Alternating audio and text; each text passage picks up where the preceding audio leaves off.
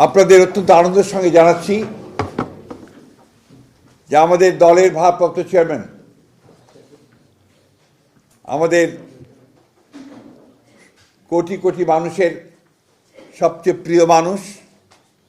যিনি দীর্ঘ প্রায় 18 বছর ধরে নির্বাসিত অবস্থায় রয়েছেন বিদেশে এবং বিগত প্রায় এক যুগ ধরে তিনি গণতান্ত্রিক আন্দোলনকে নেতৃত্ব দিয়েছেন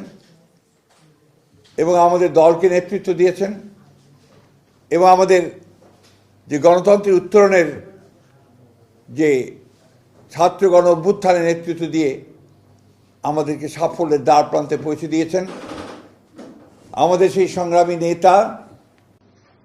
এই দেশের গণমানুষের অত্যন্ত প্রিয় মানুষ জনাব তারেক রহমান, আমাদের দলের ভারপ্রাপ্ত চেয়ারম্যান, তিনি আগামী 25শে ডিসেম্বর, আমি আবার রিপিট করছি যে আগামী 25শে ডিসেম্বর তিনি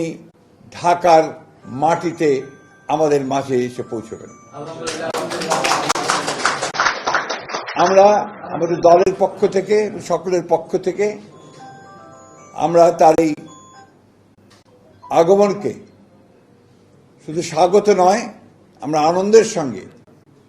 আমরা সমগ্র জাতিকে জানাতে চাইছি।